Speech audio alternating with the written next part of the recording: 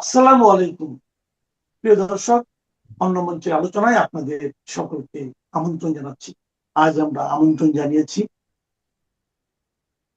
জাতীয় নদী রক্ষা কমিশনের সাবেক চেয়ারম্যান ডক্টর মঞ্জুর আহমেদ চৌধুরী।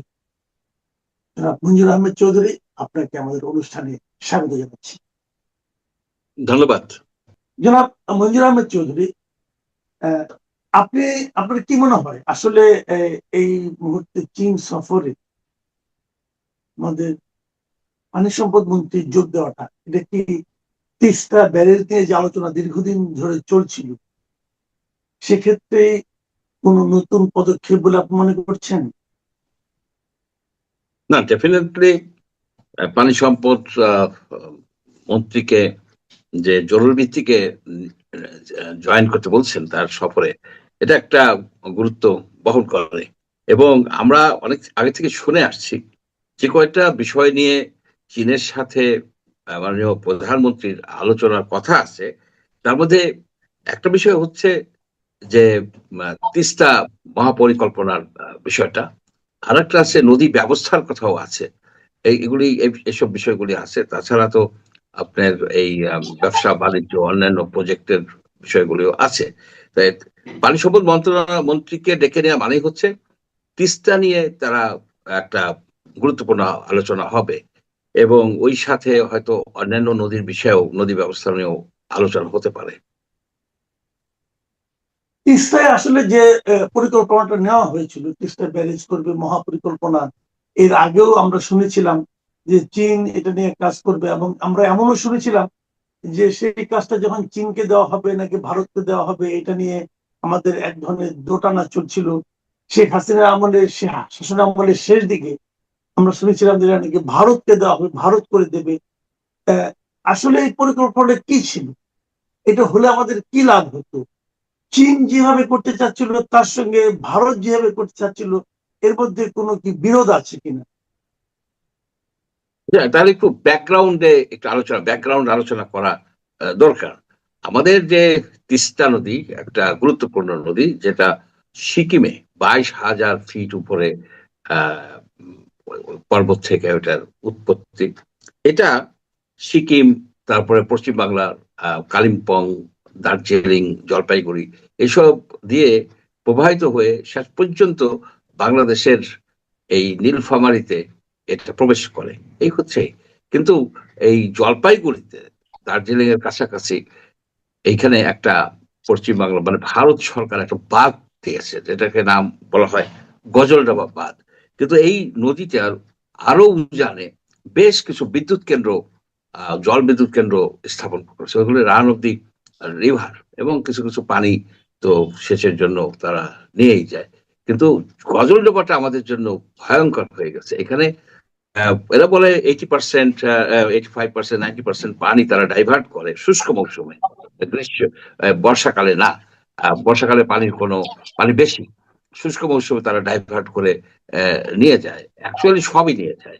যার ফলে বাংলাদেশের যে 115 কিলোমিটার তিস্তা নদী, এইখানে পানি থাকে না শুষ্ক মৌসুমে। কোনো বছর থাকে সামান্য কিছু।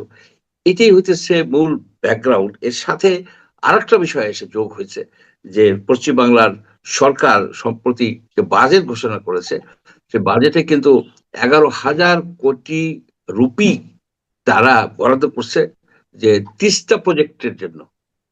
এইখানে যেটা আমরা জানতে পারলাম যে এই গজলডোবার আগে যে দুইটা ক্যানাল আছে, এই দুই পাশে দুইটা ক্যানাল, এটা দিয়ে তো পানি তারা নিয়ে যায়। এর উপরেও আরো দুইটা ক্যানাল করতে চাচ্ছে, অর্থাৎ তারা সেচের যে তাদের যে 9 লক্ষ হেক্টর জমিতে তারা সেচ দেয়, এটাকে আরো বেশি এক্সপ্যান্ড করতে চাচ্ছে।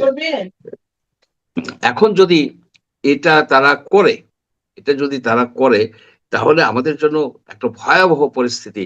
আমরা কোনো পানি এখনই পাই না, কোনো পানি আমরা পাবো না শুষ্ক মৌসুমে। সেইটার পরিপ্রেক্ষিতে একটা পরিকল্পনা নিতে চাচ্ছে, যাতে বর্ষাকালে যে পানি আসে এটা ধরে রেখে গ্রীষ্মকালে শুষ্ক মৌসুমে ব্যবহার করা যায় কিনা। এটাই হচ্ছে তিস্তা মহাপরিকল্পনা, অর্থাৎ ভারতের উপর নির্ভরতা কমিয়ে আনার একটা প্রচেষ্টা। এখন যেসব কথা বলা হয় যে তিস্তার পরিকল্পনা সব রেডি, টাকা দিলেই হয়ে যাবে, বা একটা ইঞ্জিনিয়ারিং কনস্ট্রাকশনের চুক্তি হবে, এটা কিন্তু সঠিক না। তিস্তার যে পরিকল্পনার কথা বলা হয় যে পাওয়ার কনস্ট্রাকশন, একটা চায়না পাওয়ার বলে একটা কোম্পানি আছে, বিশাল কোম্পানি। এই কোম্পানি একটা কনসেপ্ট পেপার, ধারণাপত্র এবং তার একটা ভিডিও তারা তৈরি করছে, একটা 3D ভিডিও তারা তৈরি করে ওইটাকেই বলা হচ্ছে যে ওইভাবেই হবে। কিন্তু ডিটেল যে hydrological survey, sedimentation survey, topography survey, environmental impact studies, অনেক কিছু লাগে, যেমন স্ট্র্যাটেজিক এনভায়রনমেন্টাল ইম্প্যাক্ট অ্যাসেসমেন্ট, এই ধরনের যত কিছু আছে, ফিজিবিলিটি, প্রি ফিজিবিলিটি, এগুলি কিন্তু খুব একটা করা হয় নাই, সামান্য কিছু হয়তো করা হয়েছে। এইটাই এখন করতে হবে। এইটা করে তারপরে আপনার কত টাকা লাগবে, কিভাবে হবে, এগুলি নিয়ে আলোচনা হবে। সুতরাং যদি এই আলোচনাটা হয়, এখানে ডেফিনেট আলোচনা উঠবে, এবং চীনের সাথে যদি চীনকে দিয়ে এই প্রজেক্টটা করতে হয়, তাহলে স্টাডি করা, এইসব বিষয়েই তারা চুক্তি করবেন কিংবা মেমোরান্ডাম অফ আন্ডারস্ট্যান্ডিং করবেন, এটাই আমার ধারণা। তার মানে আপনি বলতে চাচ্ছেন যদি এই সফরে আলোচনা উভয় পক্ষের মধ্যে ফলপ্রসূ আলোচনা হয়, তারপরেও এই কাজ শুরু হতে হতে আরো সময় লাগবে। হুম হুম কাজ শুরু হতে তো আরো কমপক্ষে 2-3 বছর লাগবে, মিনিমাম 2 বছর লাগবে তো স্টাডি করতে। তারপরে ডিজাইন করে ঠোরে একনেকে পাশ করে ফাইন্যান্স হয়তো চায়নায় দিল। এটা এটা যে সহসা কালকেই শুরু হয়ে যাবে তা কিন্তু না। যেটা পদ্মা ব্যারেজের ক্ষেত্রে যেটা হচ্ছে যে সকল ধরনের স্টাডি কিন্তু অনেক আগে থেকে করা হয়েছে। এই আমাদের যে ওয়াটার ডেভেলপমেন্ট বোর্ড, তারপর ওয়ার্কো, এরা বিদেশি কোম্পানির সহযোগিতায়, এক্সপার্টদের সহযোগিতায় ওইসব স্টাডি করে একটা নকশা কিন্তু তারা করছেন, একটা ইঞ্জিনিয়ারিং নকশা তারা করছেন, এবং ওইটার উপর ভিত্তি করেই কিন্তু একনেকে এই প্রজেক্টটাকে পাশ করানো হয়েছে। সেই ক্ষেত্রে পদ্মা ব্যারেজের কাজটা অনেক আগানো আছে, তিস্তার কাজটা আগায় নাই। তিস্তার কাজটা না আগানোর একটা কারণ হতে পারে যে এটা সবসময় ভারত এখানে এক ধরনের পরোক্ষ বা প্রত্যক্ষ বিরোধিতা করে আসছে। যখন তৎকালীন প্রধানমন্ত্রী শেখ হাসিনা এটাকে চায়নার সহযোগিতা করতে চাইলেন, তখন ভারত বললো যে না, এর সাথে আমরাও জড়িত থাকবো, আমাদেরও এক্সপার্টের সাথে জড়িত থাকতে হবে। এই ধরনের নানাবিধ আহ, মানে আহ, গোলমাল পরিস্থিতি সৃষ্টি করার জন্যই কিন্তু শেষ পর্যন্ত এটা আগায় নাই। কিন্তু এটা আমাদের আহ, জীবন মরণের সমস্যা। আমাদেরকে এই তিস্তার পানি ধরে রেখে হোক বা ভারতের সাথে আরো বেশি দর কষাকষি করে হোক, যেভাবেই হোক, পানির একটা ব্যবস্থা আমাদের করতে হবে। তা না হলে ওই যে ডিস্ট্রিক্ট গুলি, এই যে আপনার রংপুরের ডিভিশনের, এইগুলির ইকোলজি ধ্বংস হয়ে যাচ্ছে, কৃষি হতে পারছে না, বায়োডাইভার্সিটি ড্যামেজ হচ্ছে। এটা এটা একটা জরুরি সমস্যা, একটা মানবিক সমস্যা হয়ে দাঁড়িয়েছে ওই অঞ্চলের জন্য। আচ্ছা, একটা জিনিস, এই আপনার যেটা পদ্মা ব্যারেজ যেটা বলা হচ্ছে আর কি, পদ্মা ব্যারেজ তো অনেক অর্থনৈতিক ইনভলভমেন্টের ব্যাপার আছে এখানে। তো এই পদ্মা ব্যারেজ নিয়েও কিন্তু নানা ধরনের মানে আপনার ভিন্ন মত আমরা শুনতে পাচ্ছি। কদিন আগে আমার এই অনুষ্ঠানে আমাদের আরেকজন অতিথি উনি বলছিলেন যে পদ্মা ব্যারেজ যদি হয়, সেটা নাকি আমাদের আপনার ইকোলজিক্যাল নানা রকম প্রবলেম তৈরি করতে পারে। মোহনার দিকে বেশ কিছু জনপদ নাকি ভেসে যেতে পারে। পলির প্রবাহ কমে গেলে সেই সমস্ত পানির তখন বেগ বেড়ে যায়, এবং বেগ বেড়ে গেলে এগুলো হতে পারে। এই ধরনের যে কথাগুলি বলা হচ্ছে, এই কথাগুলো কতটুকু আপনার কাছে গ্রহণযোগ্য মনে হয়? না, এখানে আপনি সেই প্রোগ্রামটা আমি দেখেছি, দেখেছি সেখানে যে ভদ্রলোক বলছেন এটার খুব একটা ভ্যালিডিটি নাই। বলছে যে সেডিমেন্ট যাবে না, সব সেডিমেন্ট আটকা পড়ে থাকবে। অ্যাকচুয়ালি সেডিমেন্টের বিষয়টা, আমি যদিও হাইড্রোলজিস্ট না, আমি সাধারণ একজন বায়োলজিক্যাল সায়েন্সের লোক, ইকোলজির লোক।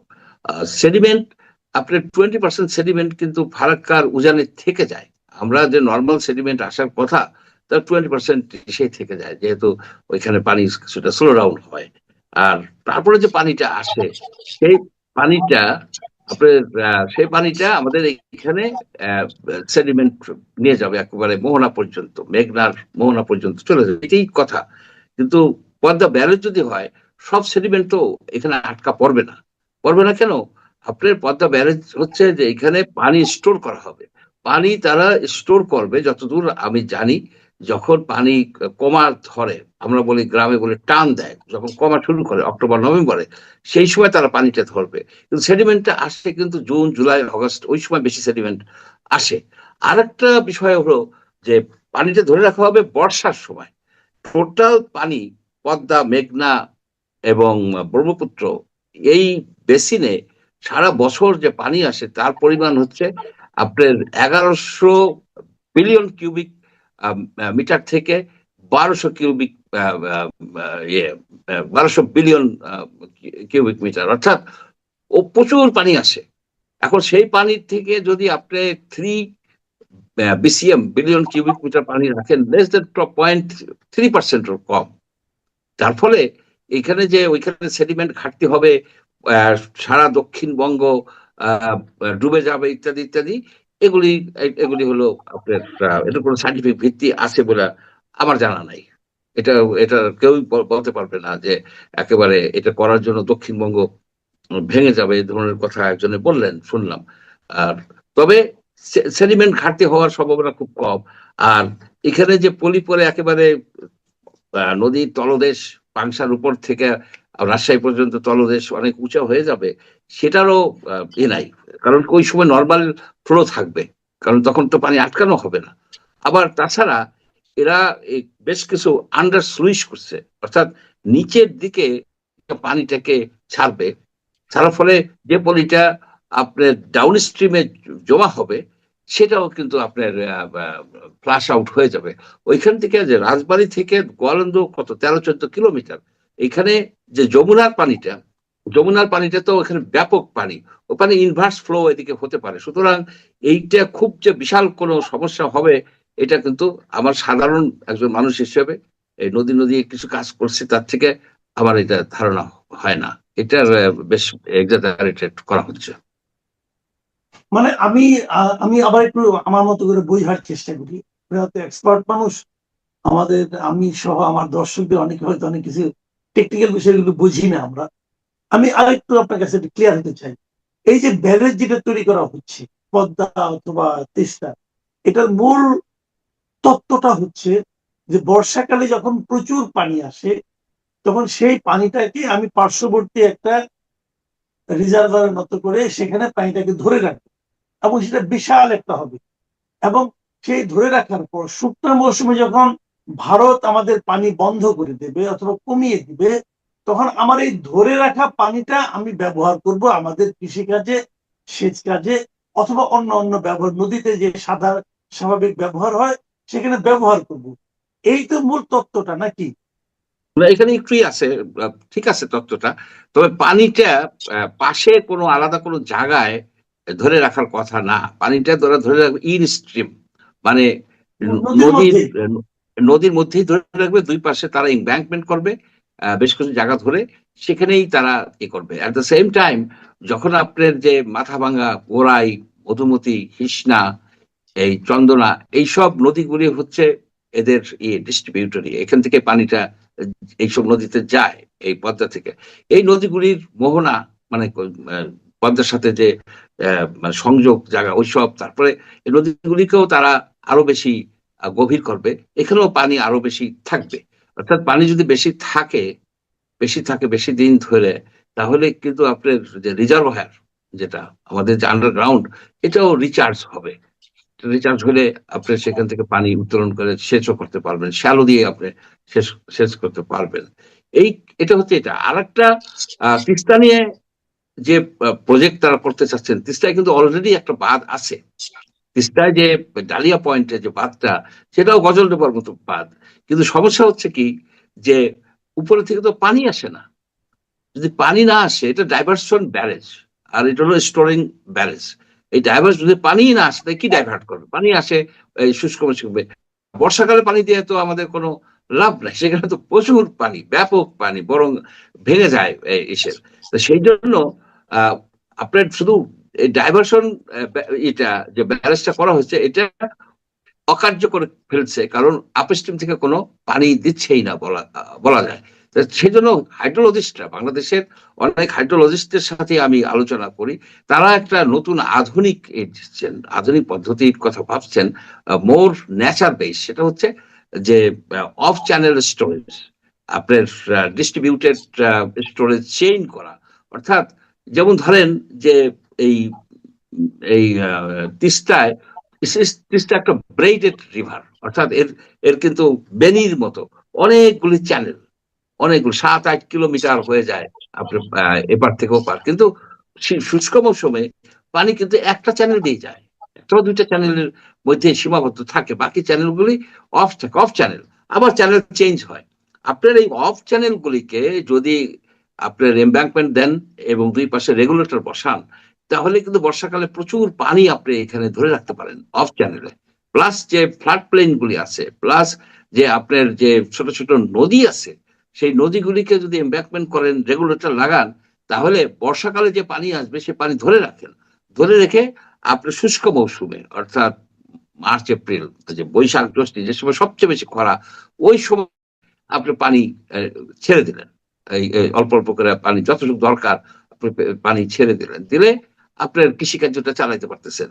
আপনি যে ফ্লাড ইরিগেশন না করে আপনি যদি ড্রিপ ইরিগেশন করেন, আপনার যদি মানে সাশ্রয়ী ইরিগেশন করেন, আপনার ফসল যদি সেই রকমের ফসল দেন, তাহলে আমরা কিছুটা হলেও আমাদের এটা ফিরে আসবে, আমাদের কৃষিটা ফিরে আসবে, বায়োডাইভার্সিটি ফিরে আসবে। অর্থাৎ পানিকে বর্ষাকালে আমরা বিভিন্ন জায়গায় ধরে রাখতে পারি। এটা আপনার যে অফ চ্যানেল, তারপরে আপনার যে ওই ফ্লাড প্লেন, এইসব জায়গায় এটা একটা নেচার বেসড সিস্টেম।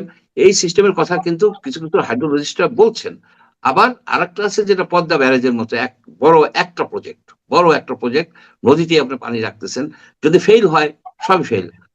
আমরা একটু অন্য প্রসঙ্গে যাই, আমরা একটু রাজনীতির প্রসঙ্গে যাই। যে এই যে আমি দেখলাম যে আমাদের নতুন সরকার দায়িত্ব নেওয়ার পর তারা সবচেয়ে গুরুত্ব দিয়ে যে মানে প্রজেক্ট গুলো হাতে নিচ্ছে, যে কাজগুলো হাতে নিচ্ছে, তার মধ্যে হলো এই যে ব্যারেজ তৈরি করা, পানি সংকটের সমাধান করা, পদ্মা অথবা তিস্তার পানি কিভাবে আমরা ব্যবহার করতে পারি, অথবা আমাদের পানি যে ভারত দিচ্ছে না তার বিপরীতে আমরা কি করতে পারি, এ ধরনের নানা ধরনের প্রজেক্ট তারা হাতে নিচ্ছে। আবার আমরা এটাও দেখলাম যে আমাদের এর আগের যে উদাহরণগুলো আমরা দেখেছি, যে নতুন একটা সরকার গঠন হওয়ার পর সরকার প্রধান প্রথমেই ভারতে এক ধরনের মানে ভারত সফর যে তারা শুরু করতো। এবার আমরা আমাদের সরকার প্রধান ভারতেও প্রথম গেলেন না, বরঞ্চ মালয়েশিয়া হয়ে বেসিক্যালি চীনেই গেলেন। তো এই যে ব্যারেজ তৈরি করা, পদ্মা ব্যারেজ বলেন, তিস্তা ব্যারেজ বলেন, এদিকে বেশি গুরুত্ব দেওয়া, চীন সফর করা, এগুলোর মাধ্যমে কি ভারতের সঙ্গে যে আমাদের সম্পর্ক, সেই সম্পর্কের ক্ষেত্রে কোনো টানাপোড়েন আপনি অনুভব করেন? দেখেন, অত্যন্ত একটা জটিল অবস্থায় কিন্তু বাংলাদেশ আছে পানির ব্যাপারে। আপনি দেখেন যে গঙ্গা যে চুক্তিটা 30 বছর আগে করা হয়েছে, রাফলি এই বছরের ডিসেম্বরের 11 তারিখে কিন্তু এটা এক্সপায়ার করে যাবে। এটার ওই পর্যন্তই। এখন এটাকে রিনিউ করতে হবে। যদি আপনি রিনিউ করেন যেভাবে আছে ঠিক সেইভাবে, তাতে যে খুব সমস্যার সমাধান হবে তা তো না। এই 30 বছরে তো আমরা দেখছি যে আমাদের সুন্দরবনের পশ্চিমাংশ লবণাক্ত হওয়ার ফলে সুন্দরী গাছের ডাই ব্যাক হচ্ছে, আপনার নদীগুলি শুকিয়ে যাচ্ছে। তার জন্যই তো এই পদ্মা ব্যারেজের করতে হইলো। সুতরাং আমাদের একটা নতুন চুক্তি করতে হবে, যে চুক্তিতে আহ পানি এনশিওর করতে হবে, শুধু পার্সেন্টেজ না, কি পরিমাণ পানি আসবে, যেটা 77 সনের যে একটা হয়েছিল, এগ্রিমেন্ট হয়েছিল সেখানে। তারপরে আপনার আর্বিট্রেশনের ব্যবস্থা থাকতে হবে, গ্যারান্টি ক্লজ থাকতে হবে, এনভায়রনমেন্টাল ফ্লো এনশিওর করতে হবে, যেটা আধুনিক চুক্তিগুলিতে সেগুলো আছে। সেগুলো তো সময় আমাদের নাই, আমাদের সেই রকম সময় কিন্তু নাই। অ্যাট দ্য সেম টাইম আমরা কি করতে পারি? আমরা চুক্তি ছাড়া কিন্তু থাকা খুবই খারাপ। আমাদের 8 বছরের চুক্তি ছাড়া ছিলাম এই গঙ্গার, তখন কিন্তু পানি ইচ্ছে মতো দিত, একসময় বন্ধই করে দিতে পারে ইচ্ছে করলে তারা, শেষ গ্রীষ্মকালে, শুষ্ক মৌসুমে। সুতরাং চুক্তি আমাদের রাখতে হবে। তা আমি মনে করি কি, ব্যক্তিগত ভাবে আমার হচ্ছে যে আমরা বর্তমান চুক্তিটাকে এক্সটেন্ড করি 2-3 বছরের জন্য। এই 2-3 বছরের মধ্যে আমরা ডিপ্লোমেসি, আপনি এক্সটেন্ড করবেন কি? আমি চাইলেই তো হবে না, কিন্তু ওরা না চায়। আমাদের সেটা চেষ্টা করতে হবে। আমাদের তো সেটা চেষ্টা করতে হবে, আমাদের তো লেভারেজ আছে, আমাদের লেভারেজ আছে না, তাদেরকে আমরা 10টা নৌপথ দিছি, ট্রানজিট দিছি, অনেক কিছু আছে, একেবারে যে লেভারেজ নাই তা তো না, আমাদেরও কিছু করার আছে। এখন যদি আপনি 2-3 বছরে করেন, পানিকে আপনার অগমেন্ট করতে হবে, পানিকে বাড়াতে হবে। গঙ্গার পানি কিন্তু কমে গেছে, কারণ প্রচুর পরিমাণের তারা পানি উইথড্র করে, ইরিগেশনের বিভিন্ন পারপাজে করে। আপনার কানপুরে তারা পানি নেয় তাদের সিটির জন্য বহুত। এখন পানি অগমেন্ট আপনি কিভাবে করতে পারেন, সেটা যদি আপনি একটা অডিট করেন, দেখেন যে ফারাক্কা পয়েন্টে শুষ্ক মৌসুমে যে পানিটা আসে, 75% পানি আসে নেপালি নদী থেকে। নেপালের থেকে যে ঘাগর নদী, আপনার গন্ডক নদী, নারায়ণী নদী, কোশি নদী, এই নদীগুলি দিয়ে যে পানি পশ্চিমবাংলা বিহার এবং কিছুটা উত্তরপ্রদেশের ওই একটা গান্ধার ঘাগর নদী, এই নদীগুলি দিয়ে কিন্তু পানিগুলি আসে। এবং সবচেয়ে ইন্টারেস্টিং ব্যাপার হচ্ছে যে শুষ্ক মৌসুমে ভারতের যেসব আছে, যে এদের যে ট্রাইবিউটারি আছে, যমুনা নদী বিশেষ করে, সেগুলি হচ্ছে বর্ষার পানি। বর্ষা পানি বর্ষাকালে পাওয়া যায়, কিন্তু শুষ্ক মৌসুমে এইসব নদী থেকে পানি আসে না। এইসব নদী থেকে তখন পানি আসে নেপালি নদীর পানি।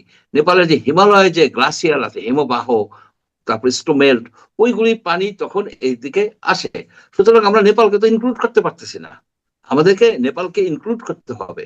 এখন এখানে একটা সুযোগ ছিল, হয়তো আশা করি আমাদের পানি সম্পদ মন্ত্রী মহোদয় এই বিষয়টা নেবেন, যে এই ব্রহ্মপুত্র নদী, যেটা চীনে ইয়ারলুং সাংকো বলে পরিচিত, তখন অরুণাচলে ঢুকে তখন এরা সিয়াং নাম নেয়, দিবাং বা সিয়াং, পরে এটা ব্রহ্মপুত্র নামে আসে। এই অরুণাচলের সীমান্ত থেকে সামান্য দূরে গ্রেট বেন বলা জায়গা আছে, যেখানে এই নদীটার উপরে পৃথিবীর মধ্যে সবচেয়ে বড় একটা জল বিদ্যুৎ কেন্দ্র চীন করা শুরু করে দিচ্ছে, মানে সব প্ল্যানিং হয়ে গেছে। এখানে তারা কি পরিমাণ বিদ্যুৎ উৎপাদন করতে প্ল্যান করছে, 60,000 মেগাওয়াট থেকে 70,000 মেগাওয়াট। কেন ইমাজিন, 60,000, আমাদের বাংলাদেশের টোটাল ইনস্টল ক্যাপাসিটি হচ্ছে আপনার 18,000 মেগাওয়াট, 3 গুণ বিদ্যুৎ উৎপাদন করবে এই নদীর করে। এখন ভারত এখানে উদ্বেগ প্রকাশ করছে, ব্যাপকভাবে করার কথা। এই পানি কিন্তু বাংলাদেশেও আসে, ওইখানে যদি ড্যাম বাস্ট হয় বা পানির যে ফ্লো রেজিম যদি চেঞ্জ হয়, তাহলে আমাদের উপরও ইম্প্যাক্ট হবে, কম বেশি হবে। ভারতের আসাম বা অরুণাচলের মতো অতটা না, কিন্তু আমাদের উপরও কিছুটা হবে।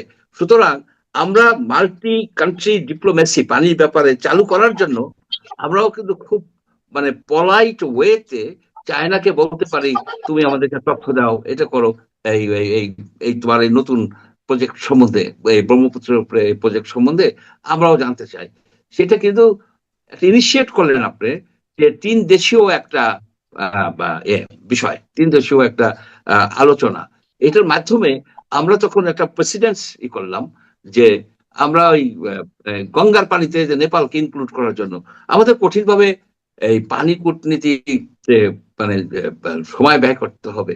অর্থাৎ আমি সাজেস্ট করছি, অনেক জায়গায় সাজেস্ট করছি, যে আমাদের ফরেন মিনিস্ট্রিতে একটা সেল থাকা উচিত। সেই সেলটা হবে পানি কূটনীতি সেল, যেখানে হাইড্রোলজিস্টরা থাকবেন, ইকোলজিস্টরা থাকবেন, তারপরে ইন্টারন্যাশনাল রিভার আইনের এক্সপার্টরা থাকবেন, এরা মিলে একটা সেল থাকবে। তারা আপনার সব যুক্তি তর্ক এবং সবকিছু, যেমন আমাদের অনেক তথ্য নাই তো, আমাদের এখন যেটা জেআরসি আছে, জয়েন্ট রিভার কমিশন, এটা একটা বৈঠক ভিত্তিক অর্গানাইজেশন, বৈঠক হয়, কিন্তু জিআরসি কে আরো বেশি স্ট্রং করতে হবে।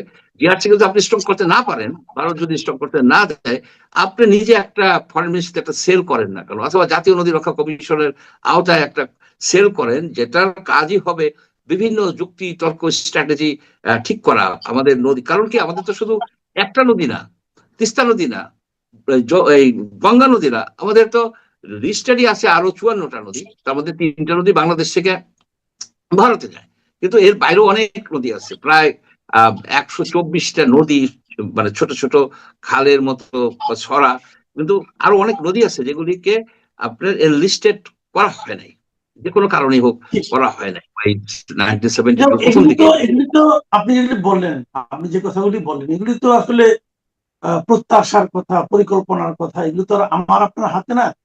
এটা হলো সরকার এটা কতটুকু করতে পারবে, এখানে একটা ডিপ্লোমেসির ব্যাপারও আছে। সরকার ভারতকে রাজি করাতে পারবে কিনা। আমি চাইলেই তো ভারত রাজি হয়ে যাবে না।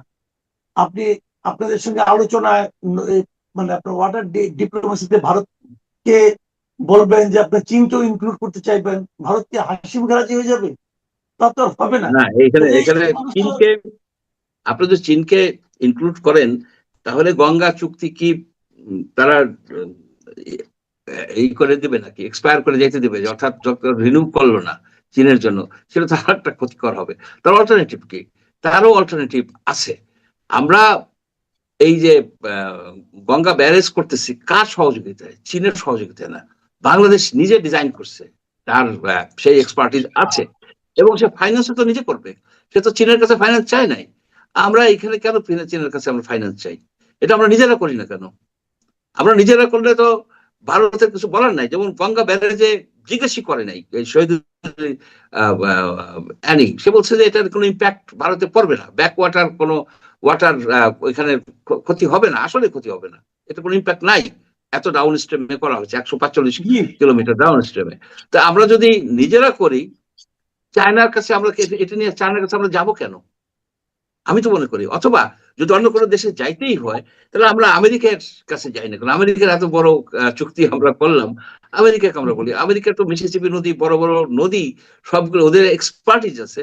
ওদের যে ইউএস আর্মি ইঞ্জিনিয়ারিং কোর আছে, তাদের কঠিন এক্সপার্টিজ আছে, মিসিসিপি নদী সব তাদের আন্ডারে, তারা এগুলো মেনটেন করে।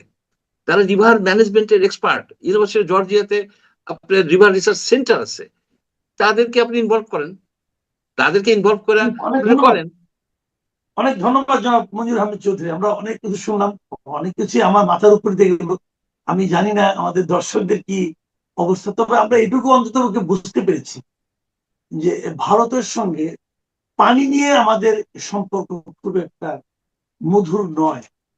ভারত যে কোনো কারণে হোক, আমাদের দেশ, আমাদের দেশের অর্থনৈতিক কর্মকাণ্ড অনেক কিছুই নদীর পানির উপর নির্ভরশীল, এবং ভারত নির্মম ভাবে আমাদের এই প্রয়োজনীয়তাকে উপেক্ষা করে আসছে অনেকদিন ধরে। তারা যে সমস্ত পদক্ষেপ গ্রহণ করছে ফারাক্কাকে কেন্দ্র করে অথবা তিস্তাকে কেন্দ্র করে, তার সবই আমাদের জন্য ক্ষতিকর হচ্ছে, কিন্তু এটা ভারতের এতে কিছু যায় আসে না। তারা তাদের কথাই কেবল ভাবছে, এবং এর বিপরীতে আমাদের কি করণীয় এটা আমাদেরকে ঠিক করতে হবে। এবং সেই ঠিক করার ক্ষেত্রে ভারত সবগুলোতেই খুব খুশি হয়ে আমাদেরকে সম্মতি দিবে সেটাও মনে করার কোনো কারণ নেই। তার মধ্যে আমাদের কি ব্যবস্থা নিতে হবে, আমরা কার সঙ্গে মিলিত হব, চীনের সঙ্গে নাকি আমেরিকার সঙ্গে, নাকি নিজের শক্তি দিয়ে করব, সেগুলো নির্ভর করবে এই সরকারের দূরদৃষ্টির উপর। প্রিয় দর্শক, আমরা সেটা দেখার অপেক্ষায় থাকলাম। যদি আরো আলোচনা হোক, আমরা সেটাও চাই। চীনে শহীদুদ্দিন অ্যানির যাত্রা সফল হোক, এই প্রত্যাশা আমাদের থাকবে। সবাই ভালো থাকবেন। এখন এই পর্যন্তই। আল্লাহ হাফেজ।